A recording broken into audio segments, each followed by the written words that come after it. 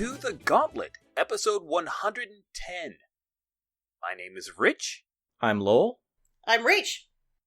This is another one of our monthly Games Roundup episodes where we talk about games that we've played over the last month, and then we each highlight a game, and hopefully we'll have a little discussion about the stuff that we're playing. Lowell, why don't you kick us off? What have you been playing, man? So in the last month, I had a pretty good run. I've been running Dresden Files Accelerated, Sprawl, I started, Blades in the Dark, I started, usual action cards. I've also managed to get in Godbound, Mutant Year Zero. I did the 2D20 Conan, Blood Shadows, Masks. I'm just did one session of that so far. I've been running the Veil for my niece and nephew. And then Changeling the Lost, the PbtA hack that I wrote up is the other thing I've been running. It's the thing I do want to talk about today, if I can. Cool. Now, I'm curious. This is the month when, because last time we talked, you had two games that were ending, and so you had two new campaigns. See, Rach, he has, like, concentration, and he can actually play a game for more than 5 sessions. I'm not sure about these things. But anyway, you had two long-term campaigns that you kicked off, right? 3. And so they switched Oh, over wow. to Sprawl, Godbound, and Blades in the Dark are the 3 different ones that got switched into. Nice. So Definitely the heist mode. Yeah, a lot of different systems to pick up all kind of at once. So that was a little crazy as well. That is crazy. All right, well, tell us about Changeling. You're changing the Lost PbtA. I talked a little bit about this a couple of episodes back, but I really love Changing the Lost. I think it's maybe my favorite RPG setting out there. And I had run it with Fate, and I'd run it with the World of Darkness system, and those didn't work for me. So I did a hack that takes a little bit of Urban Shadows, actually a lot of Urban Shadows, a little bit of Masks, and some other things, and puts that together. And Changing the Lost is about people in a modern day who have been kidnapped, taken away into the hedge, into Arcadia, and have served a durance. Bad things have happened to them. They've been kept by these keepers, and they've managed to escape back. And that process of having gone there and come back has changed them, has torn away their souls a bit, has changed them physically and mentally. They've suffered greatly. They come back to a world they don't understand. Sometimes they've been replaced by fetches, and they can't get back to their real lives. They have a different appearance and a mask that is kind of transformed. And it's about that society of escapees from that trying to survive, and also doing the rituals and dealing with the magics because everyone's afraid that the keepers are going to come back and get them. So it's kind of a magical, fantastic modern game. It has these courts, like the classic fairy courts, but it has a system for that. And it's really appealing to me. It's got a lot of magic to it. It's got a focus on a group. I like Urban Shadows, but I like the idea of the group that's PCs playing together. So it's the Motley is what they're called in that, and they gather together. So I've scheduled 4 sessions of that. I've run 3 of those so far with the playtest draft that I did. So you use the phrase the magical fantastic. Do you see that being different than other types of urban fantasy that are presented in role-playing games? Yeah, very much so. I'd say that classic what we get is maybe urban horror on one hand. That's vampire and werewolf to me. That's very much horror. And even maybe Monster of the Week falls into that, though it's more about, urban horror fighting against it. And I would say that Monster Hearts is relationship, but with kind of a different existential horror to it. And I would say that for what Changeling is these are people who've been transformed. They've got magic to them, and the world is strange. There's all kinds of sort of bleed over of fairies and magics into the world itself.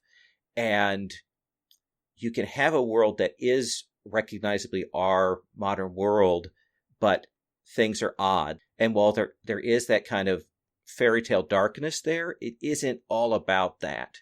It's about people who are struggling and the world is weirdly magic around them. So it allows you to create, I think, a really interesting, elaborate fiction about what the magical world looks like. And certainly the players have done that. And they've gotten a chance to really explore that in a concrete way, which is a little different than original Changing the Lost. I love Changing the Lost as a setting, but I didn't work for me with New World of Darkness for a couple of reasons. One is that it promises to be a game about that kind of magic and about that kind of social interaction. You've got courts. There's a careful balance of things and duties and obligations. And Changing the Lost in the World of Darkness version promises that, but the mechanics don't support it. The mechanics are heavy and turgid, and all of the light wonder is bled away. I'll give you, for example, changelings can have contracts, and contracts are their powers. And so you get a thing called like the contract of hours. And as a player, I'm like, oh, that sounds really effing cool. Okay. But then you get 5 powers and they're really mundane and kind of uninteresting. It Schrödinger cats all of the stuff that could be cool about that idea. Whereas with something like PbtA, I think we can open that up and players can use the name contract of hours as a kind of a fictional justification for doing cool things related to that. A second example would be this. In fairy tale stories, there's always about the bargains and bargain making, which I love, but really hard to simulate at the table. I do it that's just the debt mechanism from Urban Shadows. And it becomes... Oh, neat. Yeah, that's really smart.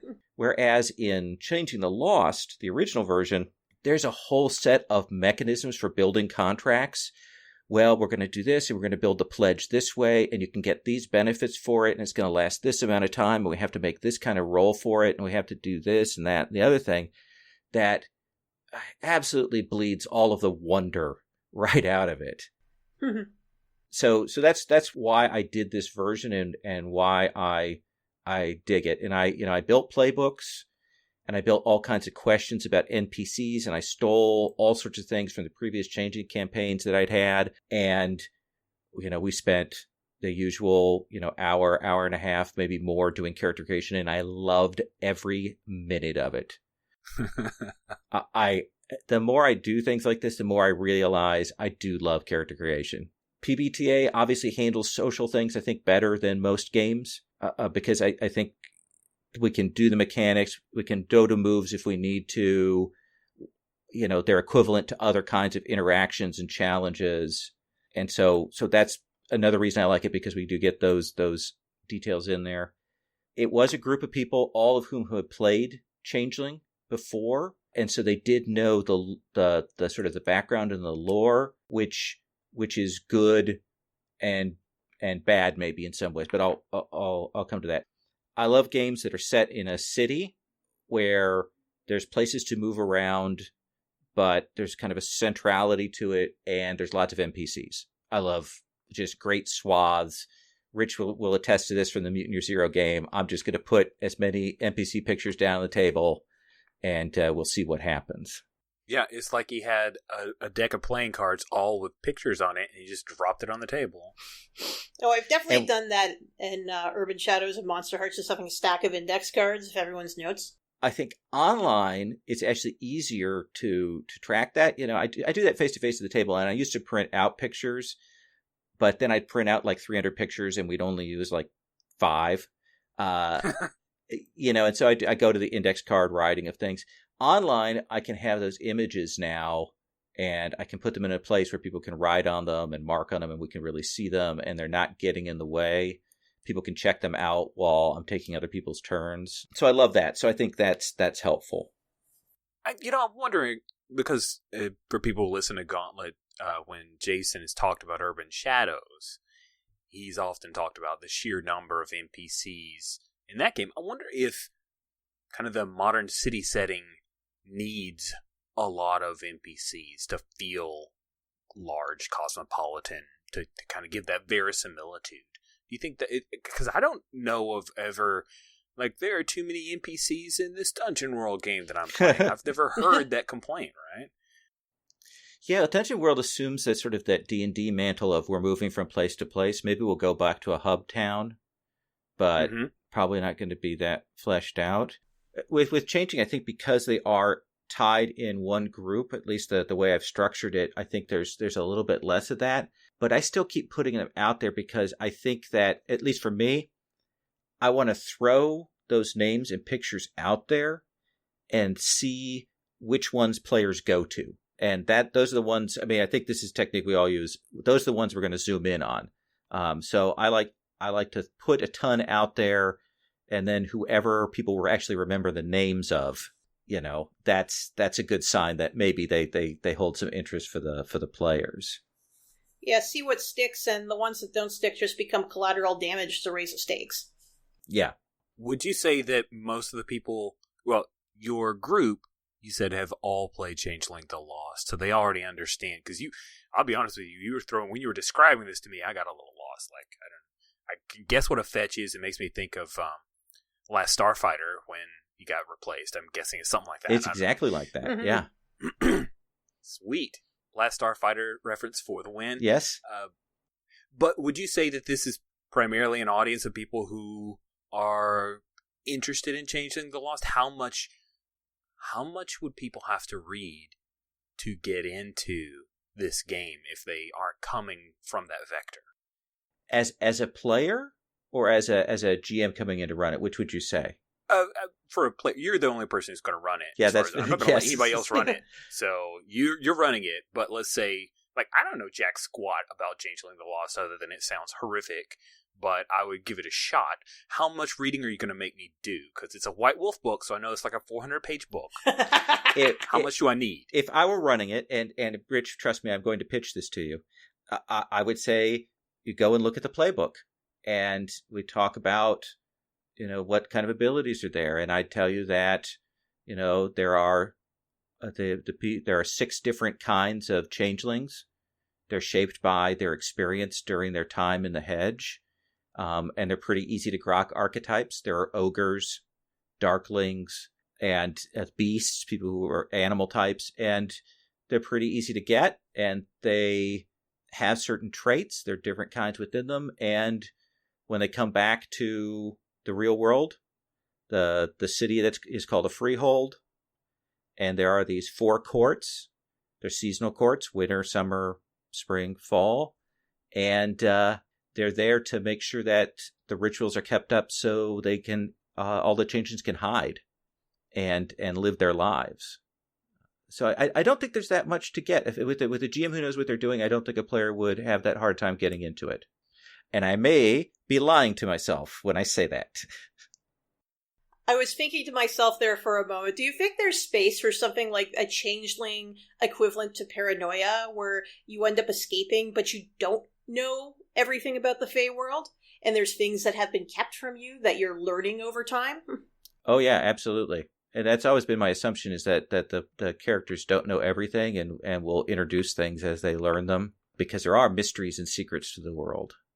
But like for example, the plot of the current thing is that this old changeling has returned, and he demanded one of the other NPC changelings to fulfill her contract to be his bride, and the players are trying to work out a way to get that undone. And that's been 3 sessions of them trying to figure out what this guy's deal is, and go into the hedge and sneak around and talk to these hobgoblins and go places and steal rings from him and all this stuff. And I love it. Absolutely love it. So that sounds fun. It's good stuff. It's the thing that makes me so disappointed about White Wolf modern stuff. And not White Wolf. Forget the White Wolf classic World of Darkness stuff. I don't give a crap about that anymore. But the new World of Darkness stuff, they keep doing versions that have all these mechanics, and I'm like, oh man, I wish they would also do a parallel one that has a really mechanical thing. They've got this storyteller adventure system for one shots, but they haven't really developed that, and I wish they would think about doing something more robust for that. Something with a little bit more flexibility, so you could introduce people to this lighter system, so you're not dictated by this is what this mechanic is, and there's no other way to argue or discuss how it works. It's always going to be X and never Y. Right. I think a game that would have open and would be fiction first, especially for a game like a setting like this, would be really awesome. Well, Lowell, anything else you want to talk about your Changeling the Lost PbtA hack? Nah, I think I'm good. I've babbled a lot more than I'm intended to there, so there we go. Well, I have played a few games, some PbtA, not Changeling the Lost, sadly, and some not. My list of games played include Legend of the Elements, Monster of the Week, Inspectors, Mutant Year Zero, as run by Lowell, Dogs, which is a pretty fun little game, 1%er, which was my game of the year previously, Blood Shadows, which I did play with Lowell, our buddy Paul ran it, Dungeon World, Godbound, one of the many Godbound games that Lowell runs, The Veil, Maze Rats, which was run by Andrew for the Gauntlet. That was pretty darn crazy fun. Velvet Glove, Apocalypse World Fallen Empires, and the game that I wanted to talk about, Putin, which... Wait, Putin? I used to call Poutine. Poutine, I think, is what I should call it. Poutine. I asked Adam, who's the game designer, who eats a lot of it. It's Poutine. There we go. The E is often silent in French. So Poutine, Rich, Poutine. For those at home who haven't heard of this disgusting dish, could you please describe what Putin or Poutin or Peton is? It's like a gravy? We have a Canadian here. Rach, yes. Come on. Educate us. So, classic poutine is French fries with a chicken gravy and cheese curds on top. Oh, God. It's similar to disco fries, which I think is in New Jersey, and, well, kind of like chili cheese fries, but not. There you go. Evidently, it's really popular in Canada. Ugh. We have lots of poutine restaurants, and we have this one chain. A restaurant dedicated to that? Oh, there's whole chains. Oh, sweet baby Jesus. You come to Toronto, we'll take you to Smokes, and people in the comments section are going to be like, Smokes isn't really poutine, but I'm allergic to chicken, so I can't have standard poutine, and they have mushroom gravy, so I can actually have that one. Oh my God. Allergic to chicken? I'm so sorry.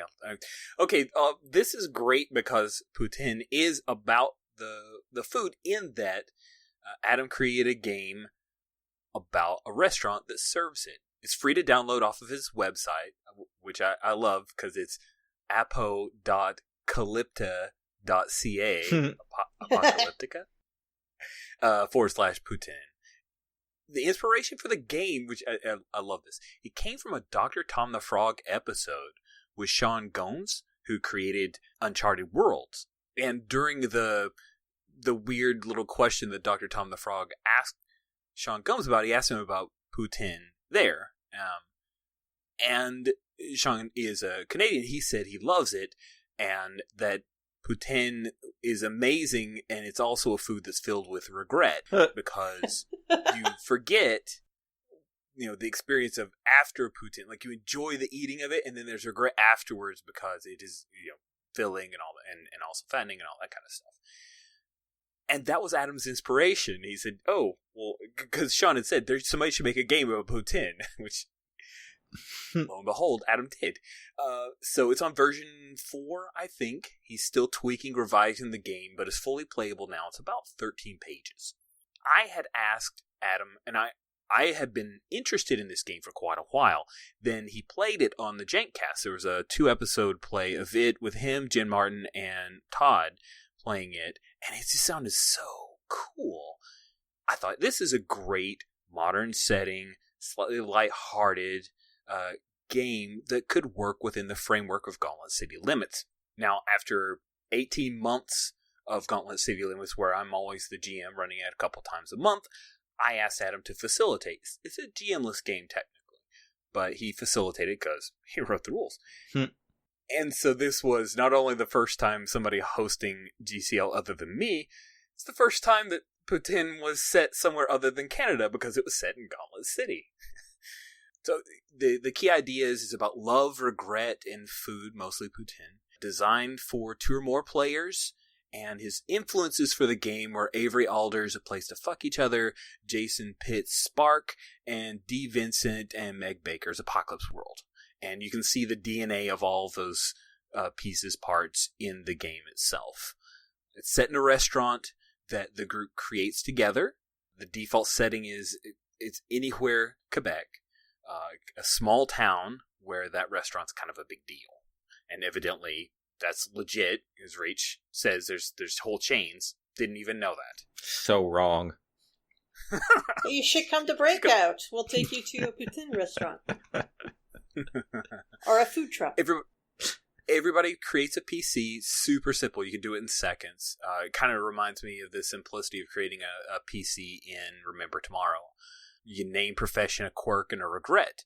And then as you play, you shift around in turns and create one person will say, I'm going to create a scene with my person. And then someone else will play a character attached to theirs that could be eating with them or will be near them, generally set in that restaurant. And then the third or another player would be the server. The server is really an interesting, almost GM-like role. So the server's responsibility is supposed to not only play the part of the waitress or the bartender or whoever could be there as the mediator. They're kind of not only serving food, but they serve advice. They facilitate the conversation. Sometimes they can pull the truth out from somebody, act as a guide. And there are mechanics to allow the server to actually ask kind of read a person like questions, which is an interesting aspect to the game.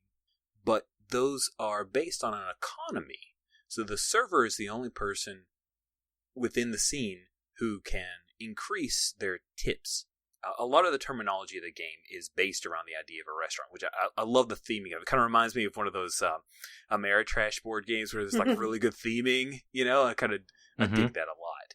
And so after each scene takes place, the other players who participate in the scene will talk about the server's activities and is going through tipping out. So there's a phase where the players will discuss and award either 1 all the way up to 3 tips. And that stays with the player, not the server. So somebody can hand around that waitress because no one has full ownership of a character from one scene to another. You generally will kind of default to your one person you may have created, but you're going to shuffle around based on the scenes as they happen.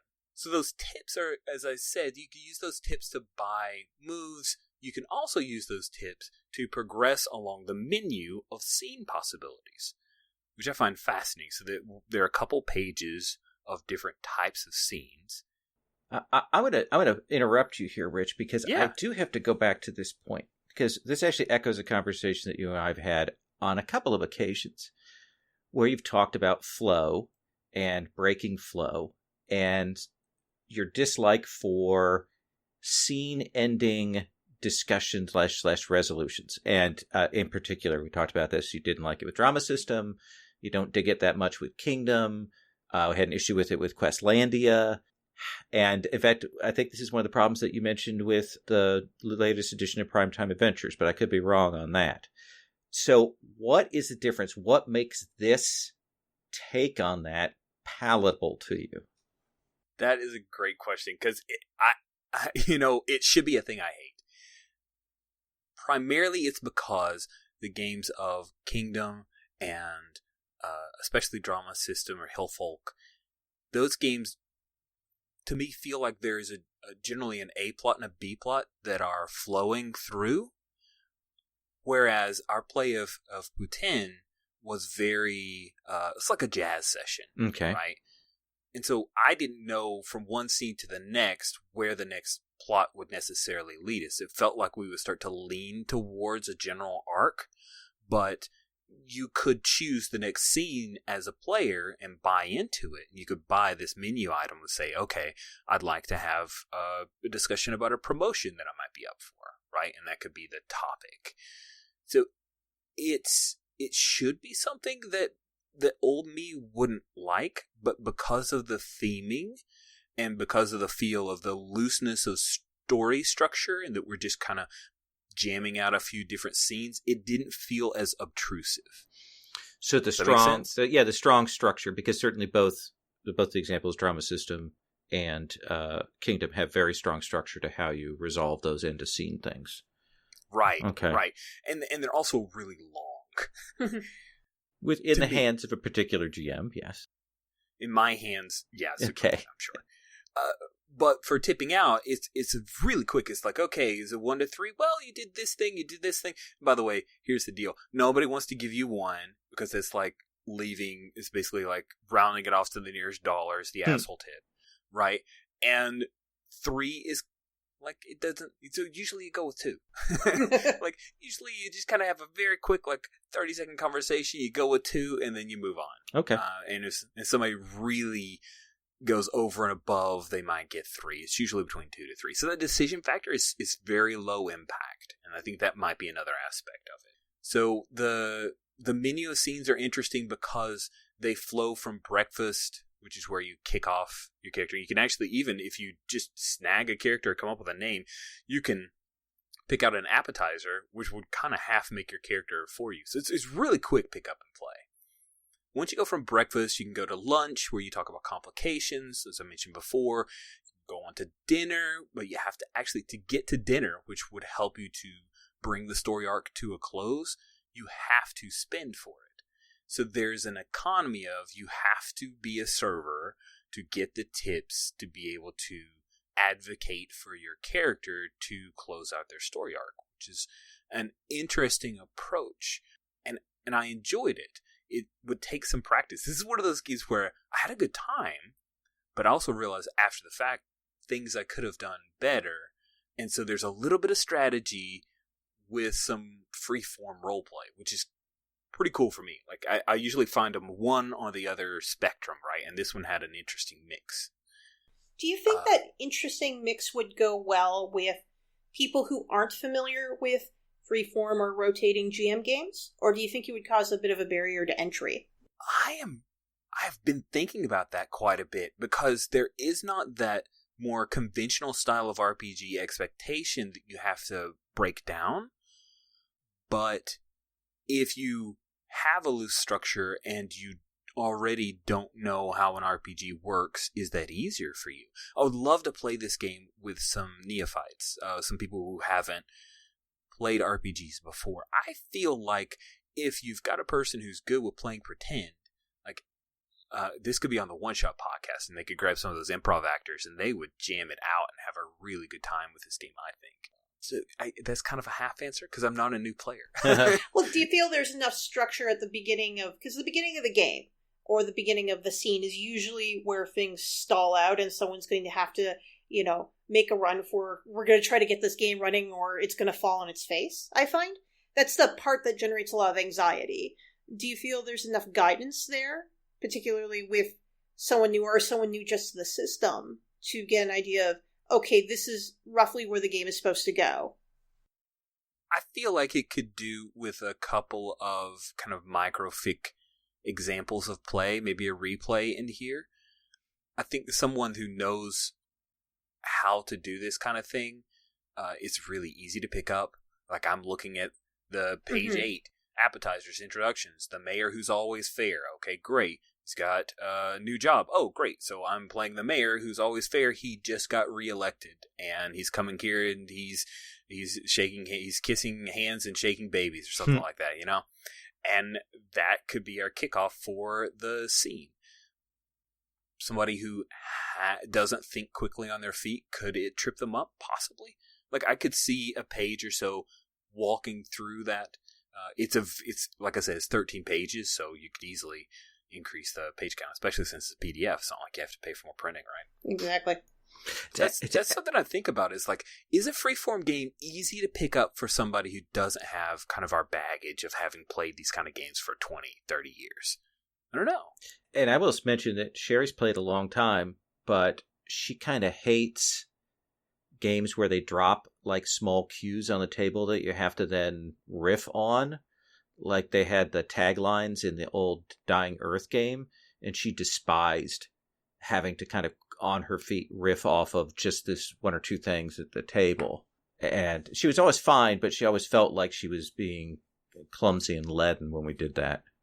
Yeah, I used to have a similar problem when I was a much younger gamer, where I felt there was a certain level of expectation with storyless games or games with very light prompts. So I was concerned about letting the rest of the players down by presenting something that was weak sauce or not awesome enough to convince them to keep playing. Oh yeah, I've been there. The whole thing of like, the first thing that comes to my mind is the first thing that comes to everyone's mind, so I have to be clever, so I'll just sit there and I kind of freeze up for a bit. I've done that. I still do it from time to time. If I'm with players that I think are really bringing it, I will turtle a little bit sometimes. Just become the support character. Amen. Like, here, let me be your cleric. You know, the idea of having to purchase plot is an interesting constraint I've been thinking about quite a bit, because I've recently played in Dust Fog and Glowing Embers, which is a new setting for the indie hack, and it has, when you get successes, you buy facts, right? Blood and Honor, High Plains Samurai are also games where you're either purchasing narration rights or purchasing facts about the world that are true. And I find that a challenge. I love knowing what the success or failure of a role means, rather than parceling out my narration, because I kind of, as you guys listen to me talk, I run off at the mouth, and it's hard. It's hard for me. In the Veil, like, what emotion are you feeling? Well, I could probably feel 3 of the different states in the Veil at any one point. And sometimes I'll end up just choosing one because either I want to spike it or not spike it, and then I work my narration around it because I can justify any of them. It's an interesting space to sit in, that idea of purchasing narration rights or facts that are true about the world and having to parcel that out. Do you ever get hung up on that? I encountered it a little bit when I was playing a lot of Houses of the Blooded, which is Blood and Honor is based off of. So I found it actually convenient, though, because you can be put in situations where it's like, well, I have no real stakes in what's going on here, so I don't necessarily have to bid. I can win, but I don't care what narration rights look like right now. You guys can fight amongst yourselves. And I felt that was very convenient for me, because it fit in my head with how that game's setting, which is a bunch of aloof nobles, is supposed to work. But I don't know, without playing this, how it quite feels in motion for being in a small town diner instead.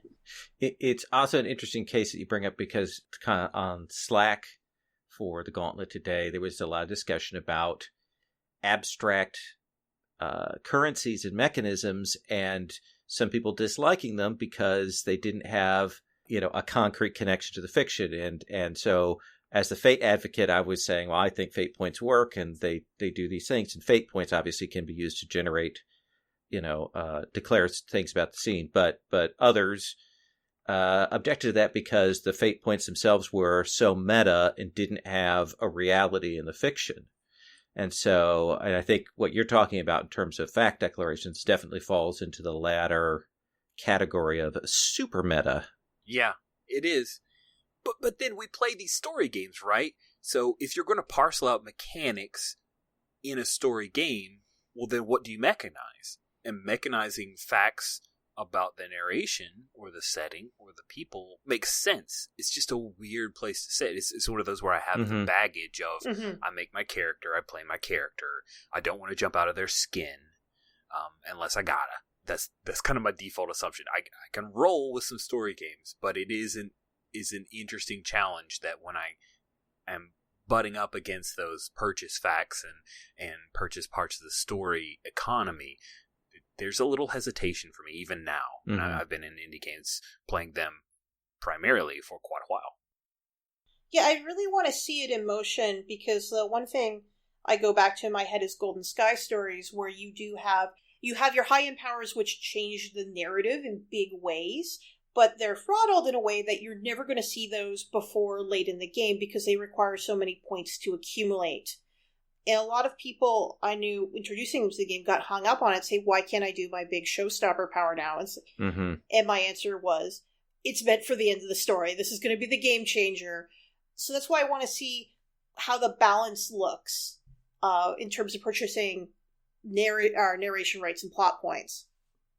I mean, does it make sense? Does it scale appropriately over time? This is a little bit of a tangent. I just finished up the 4th session of 1%er. And one of the major plots that was set up from session 2 was that one of the gang members, this is a biker gang, one of the gang members is actually a cop undercover.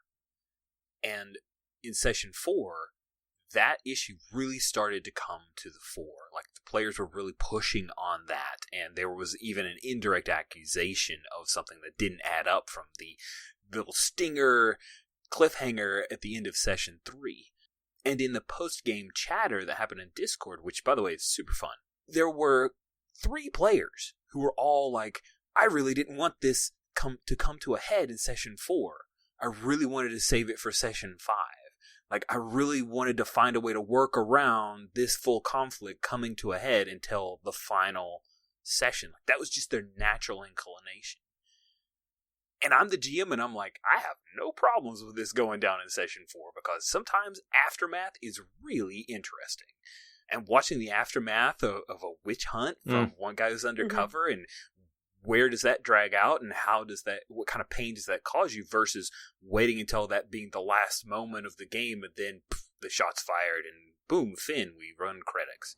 Like, I think those are both completely valid ways of telling stories. So, would it be in Golden Sky Stories to have this game-changing thing happen just a little bit before the final climax? Like, would that kill it? Probably not. I don't know. Yeah. Well, cool. So Putin was super fun. I had a really good time playing with Garrett and Jason and Adam.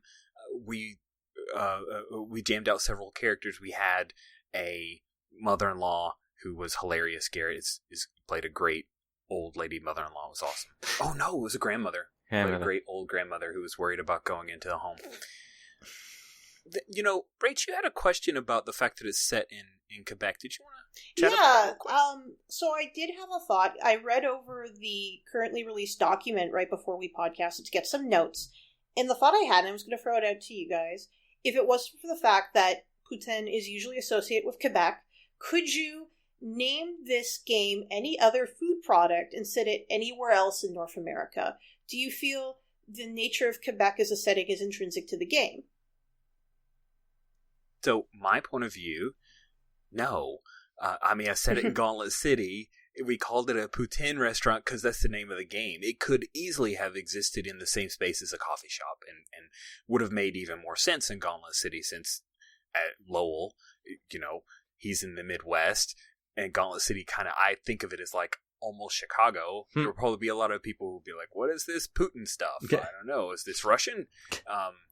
So yeah, I don't think it's totally baked in. There are some pieces to talk about it in the intro. Oh, you said baked in. I get what you did there. Slip that in like a shiv right there. Oh man. Yeah, my question. Sorry. No. Yeah, my question came out because I did read the setting stuff.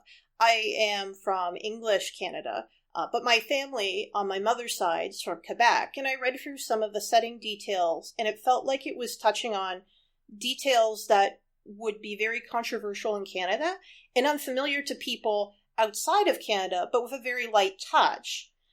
And wondering what could be added to the game to make those more of a point of discussion, or should they not be a point of discussion? In particular, the language issue is touched upon very lightly without addressing the history of that.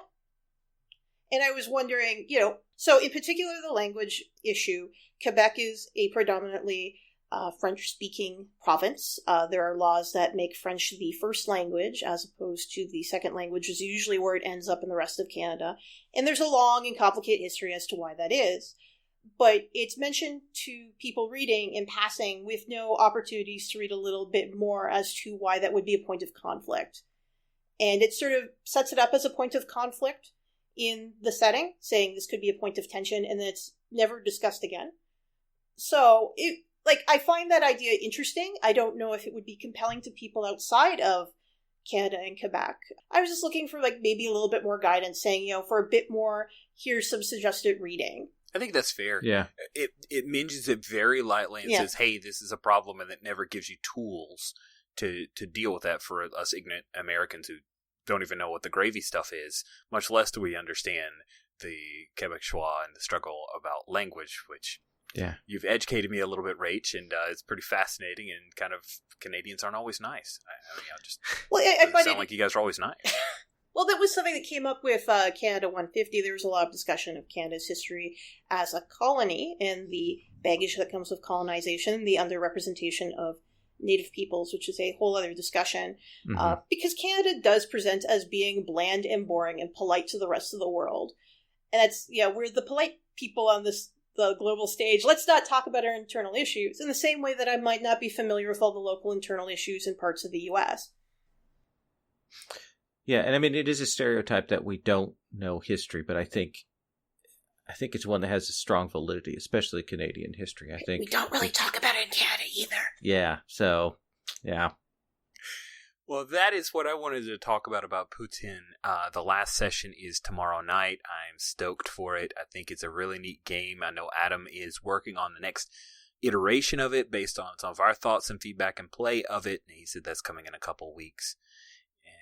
Let's move on. Oh, I was going to say, I definitely love the idea of the game because I like when games take pieces of media that aren't really gamified, and the idea of the server who does the emotional labor and changes the lives of people that come into their restaurant is a concept that shows up in a lot of media, and I think it's delightful.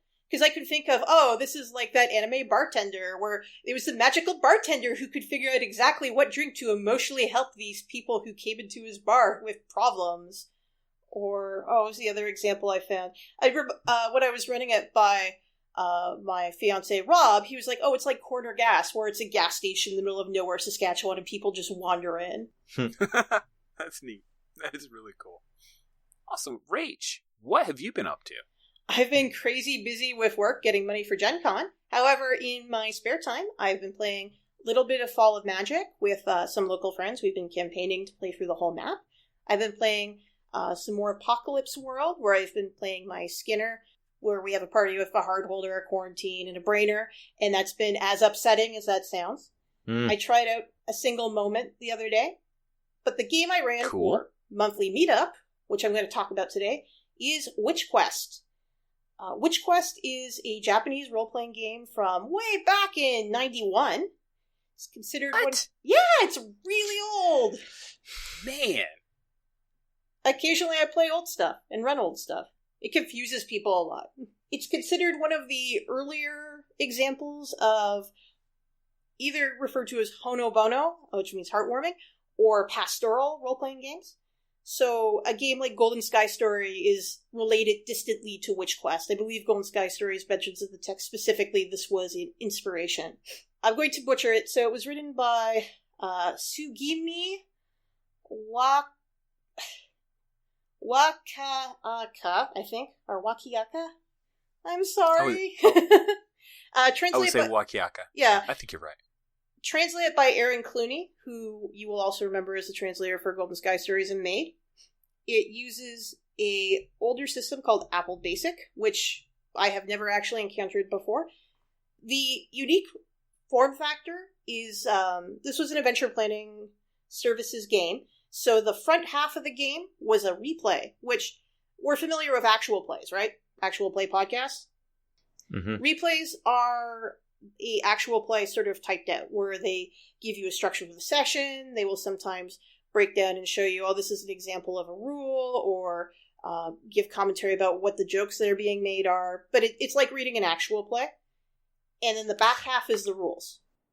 And I do want to mention, just so I can hyperlink, Andy Kikowski on the episode that we interviewed him talked about this and how those have become even more advanced in modern day, with people doing YouTube video reenactments of replays and, getting animation tools to animate them, and that those are a huge thing right now in Japanese gaming culture.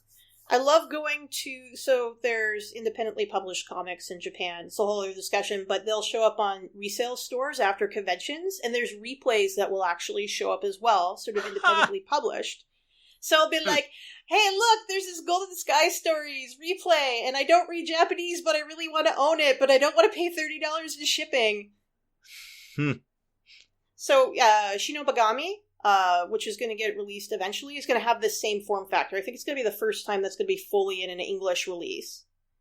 So, aside from form factor, the game it's a gentle game about young witches and their pet cats as they go out having adventures as they set out to become adults.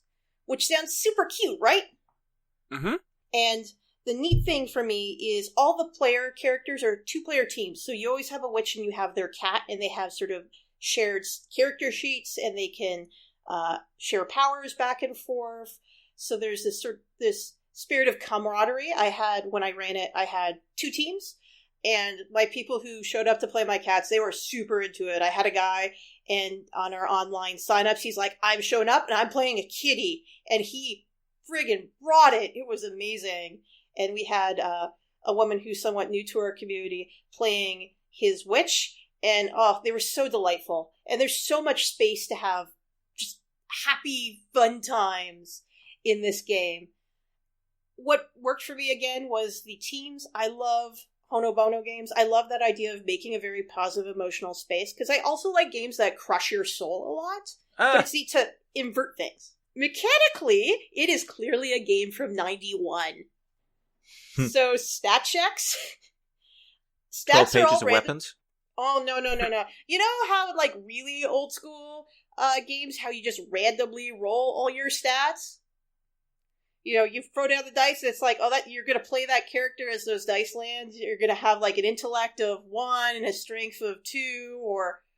That's how this game goes, which means your characters are completely random and goofy, which kind of helps with the setting a little bit, but also means that you're completely at the whims of what you randomly get. It could be a non-functioning character, which we rolled with. We had some characters with super quirky abilities, but we figured we'll see what's going to happen. There's also a little bit of sexism in the game because of the age, so witches are always girls. I read it sort of like The Watch, like if you identify as a woman, then you can be a witch. Cats have stats that change depending on their gender, which I threw out the window. I said, you pick your beauty, you pick your strength, and one's going to be 1 and one's going to be 2, and I don't really care what gender you are, just decide what makes sense for you. Again, this is reading a game from 91. Stat checks are, you have a stat in something, and then you roll 2d6 that many times, and if you get a pair that match, then you succeeded. And we had people with points in, like, so it was like a stat of 6, so you're rolling 2d6 2 times. Again, completely random. There's no real, game that you can grow and develop there other than just randomness. And I guess that works for a one-shot, but for a campaign, there's not a lot to go on. I feel bad punishing players when random number generators completely let them down. So seriously, you have to roll. So if you have a 6 in something, you have to roll 2d6 6 times to see if you get doubles? Yep, to see if you... And your cat can help you by spending points to give you 3 more rolls. Oh my god. So we would sit around, and it was delightful at the table, but it's completely arbitrary. Magic involved weird math. Sorry, sorry, yes? No, I'm picturing rolling those 2 dice 6 times, or picking up a massive collection of paired colored dice and throwing them down. Either way, does not sound great. But it's playing out exactly as you're probably imagining. Oh, man. We'd be sitting there going, oh, well, you failed at this thing that you have a 6 in, and therefore should be really good at.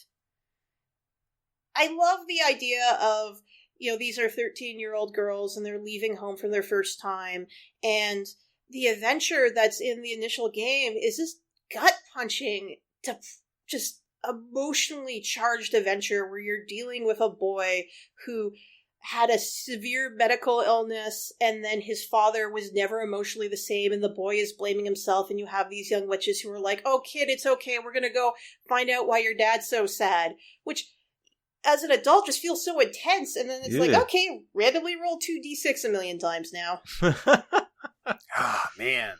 Yikes. It's like a White Wolf game. Here is an amazing setup. Here's an obtuse mechanic. Yeah, and put them together. Was it Lol you had, or Rich, what if you had mentioned there's a calendar mechanic? Yeah, that was, I remember hearing about Witch Quest, I think, and someone had said that based on the time of year or the day of the month, there was some kind of mechanic that was engaged. So, character generation, there's a grid of 26 days, or 28 days, sorry. A grid of 28 days, and one's going to be your time of month where you're most powerful, and one's going to be your weakest, and those are decided by cards you randomly pull, and then every other day is based on a random dice roll, what your power is that day. So I had my people making characters at the table rolling 26 times for these stupid numbers. Wow. Oh my god. So it's a 28 days, and if these female characters get more powerful and less powerful in a 28-day cycle, is what you're saying? Yeah, so I have read, there's there was a series of light novels, so pulp novels translated to English called Slayers, which are series is inspired by D&D. Yeah. And that's something in the fiction that's addressed. That's right. Because there's one day a month where women who use magic cannot use magic, and it's tied to what you would expect. Oh my god, yeah. That's so right. I looked at it and went, oh no, honey, no. Yes. I'd forgotten that about the Slayers. Oh, wow. It's handled really delightfully in the books. I don't remember how they handled it in the TV show. Probably everything that was handled with grace in those novels was handled really sloppily in the anime, so I don't want to go look. It was cute. I don't regret running it. I don't regret having the experience of going back and looking at this slightly clunky system and understanding, okay, this is where everything I love comes from. I don't think I would go back to it again. We weren't exploring the more complicated rules. There's a little tarot deck you print out, and you will randomly give cards away, and they determine things about your character, and there's, like, complicated rules for using them, and I'm like, okay, we're just using basic rules. We're not playing with the tarot deck. Okay. Anything else you want to say about Witch Quest, Rach? You're better off looking at some of the newer stuff on the market if you're interested in pastoral RPGs. I love Ryotama a lot. I love Golden Sky Stories. I highly recommend anyone who is interested in Golden Sky Stories and is finding the setting a barrier to entry to look into the Fantasy Friends setting that was released fairly recently. Because it's D&D monsters, but it's handled in such an intelligent way, and there's a lot of space for discussing what does this world look like when there's a big conflict effectively happening overseas? What does this world look like when there's xenophobia? Neat. Cool. Well, that will finish up the Games Roundup section. Let's take a quick break for our sponsor. This episode of the Gauntlet Podcast is being sponsored by Nocturnal Media. Right now, Nocturnal has a Kickstarter campaign going for a game called Paladin, Warriors of Charlemagne. This is from the Kickstarter page. Paladin is powered by the award-winning and best-selling rule set from King Arthur Pendragon by Greg Stafford. Paladin covers the famous exploits of Charlemagne and his loyal friends and warriors, the Paladins of Charlemagne. The core book and stretch goals include a series of adventures that will take you through the reign of Charlemagne, inspired by the format of the Great Pendragon campaign. Paladin is a game of medieval fantasy played using feudal standards of conduct, offering a chance to experience vicariously that long-lost world in both its brutal reality and its fantastic idealism. The player characters are knights with the privileges of elite society and the deadly responsibilities of a warrior. These dualisms, brutal reality versus idealism, and elite privilege versus deadly burden, are the basis for the game. If that sounds like something you'd like to check out, we will have a link in the show notes. The Kickstarter campaign for Paladin ends on August 25th. Thanks again to Nocturnal for sponsoring our show. It's Giving Me Life. Us where we each talk about something not necessarily related to RPGs, lately inspiring us or filling us with joy. I'll lead off because everyone's going to groan and no one cares. But on July 4th, MLB had a sale on MLB TV, which is their go anywhere, watch any of the regular season games. Currently, like, it drops as the season goes on. It starts off around $120 at the beginning of the year. By mid-year, it drops to, 60, 70, according to which day. They had a sale on July 4th. Because it was 2017, it was $20.17. And I tried to talk myself out of it, but I couldn't. And my wife was looking at me, and she's like, just get it, idiot. Just get it. It's $20. So I've been watching a lot of Yankees games, and I've also watched a few Astros games, and it's really fun because I have a little Amazon Fire TV on my backup TV here in the office, so I don't have to bother anybody. I just boop, boop, boop, hop on the game and watch a little bit of Yankees. It's been awesome. Close second, concerts on YouTube of The Cure. Lowell, what's giving you life? So I honestly thought coming into this weeks ago that I would be talking about Final Fantasy XII, the HD remake, because I ordered it months and months ago, and I ordered the strategy guide, and it arrived, and Sherry took it, and she's 50 hours into it, and I haven't gotten to play it, so I have to give up on that. Instead, I've been watching Korean dramas. A lot of those that I absolutely love. I think they're crazy, wonderful TV shows, Korean melodramas, Korean crime dramas, things like that. Vampire Prosecutor, Vampire Detective, Secret Garden, Special Affairs Unit 10. These are all great things. It's on Drama Fever, and you can find them on different YouTube things. The one I want to mention that I think people might want to check out is this thing called Morim Academy, where he's this K-pop star and this son of a Korean CEO. They get sent to this magical academy of martial arts, and there are these girls who like him, and the kid has some problems, and he has to get helped. And it's so wildly over the top.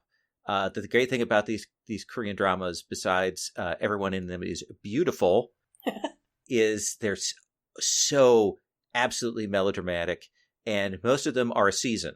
That's the story. It's done in a season. Like, there are 20 episodes. Nice. They're an hour long. There's the full story. Or there's 16 episodes or whatever. I recommend checking out Drama Fever, which is one of the Korean drama channels, and finding one that just looks absurd and watching it all the way through. But you're telling me the Academy one is more absurd than Vampire Prosecutor? Oh, yeah. Vampire Prosecutor. Tell me more about Vampire Prosecutor? I need to know. You just he mentioned solves it crimes by drinking blood from the crime scene. Oh my god! So it's basically iZombie. It is a little bit like iZombie. Secret Garden's even better because it's a Korean son of a CEO and a stunt woman, and they change bodies. They fall in love and change bodies, and it's 20 episodes, and it is the most melodramatic, and people love each other, and they can't tell each other, and they get secret histories and parents, and oh, it's so over the top. That sounds great. That sounds so you too, Lowell. I can love see it. You just popcorn and bopping between Luchador Underground and, yes. and Korean melodramas. That's great. Rach, what is giving you life? Speaking of highly questionable media, so if you were around on the Gauntlet Slack today, you may have noticed I had the pleasure of watching the John Landis 1985 movie Into the Night, which I would recommend with lots of caution on it. It is very sexist. It is very racist. The director shows up in brownface in it. Oh, God. Oh, yeah, man. But it looks like it's an attempt to remake the magic of the cameos in Blues Brothers, but our heroes are not the Blues Brothers, but instead a young Jeff Goldblum and Michelle Pfeiffer. And it really feels like it was, during this time in the 1980s, we were going through an era of neo-noir. So films like Blood Simple, To Live and Die in L.A., films that went back to sort of the concepts in noir films, but updated them. And this tries to be a screwball neo-noir comedy, except it's not really noir, and it's not really comedy, but you get lots of weird walk-on cameos like, that's Jim Henson, and he just showed up, and he just randomly walked away, and I don't know why he's in this movie. And why is David Bowie shoving a gun in Jeff Goldblum's mouth? And our heroes are running away from the scene, and they walk into the director of the B-movie that was playing in the background 5 minutes ago. It's so weird. It's wow, a that lovely is time capsule, but so freaking weird. Oh my god. That was a John Landis movie. Yes! As he plays Maybe I it- saw it on cable, but man, that does not ring a bell with me. Holy cow. It's just like, this is a cameo, and the camera's lingering on this, like, extra for some reason. I don't remember the quote, and it's a little bit inappropriate. You should go Google Ebert's review of it, where he gets a little bit filthy about how such a disappointment this movie was at the time. I guess because he was coming off of Animal House and Blues Brothers, and people Oh, were that's expecting, right. like, that level of comedy, and it's not that. It's fascinating, though. Beautifully shot parts of Hollywood circa 85, though, if you're into that sort of thing. That is crazy. Well, that will bring this episode of the Gauntlet Games Roundup, episode 110, to a close. I didn't do a proper intro, but for those who want to find more about Rach, you can also listen to her on the podcast It's Like D&D. She blogs at Thacos at Midnight, which I think is hilarious. Yes. I'll never get over how much I love that URL. Lowell, any nominated blogger at Age of Ravens, and it's July as we record this, so I'm thinking sometime in September we could hear another plot episode. Yes, on Target, maybe. the semi-annual podcast. That Quarterly now. Quarterly podcast that you and Sherry are the stars of. Thank you both for coming on. For people who want to get in contact with us, we have a Google Plus community. We have a Twitter. It's like a weekly. It's more frequent than me twittering, so there's that. You can also hop on gauntlet/rpg.com. And do not forget, Gauntlet Con is coming up in October 20th, 21st, and 22nd of 2017. It is an exciting online role-playing game convention that will be covering all the time zones, so no matter where you are in the world, you will be able to find a game if you come in and hang out with us. Attached to the show notes will be forms that you can fill out for volunteering if you're interested in running a game or helping us staff the convention. Or you can also give us feedback. We're gathering information. What kind of games or activities would you like to see? We have things that we're planning, but we would love to hear from you. So please let us know what interests you. Thank you, Lowell. Welcome. Thank you, Rach. Anytime. And thank you, listeners.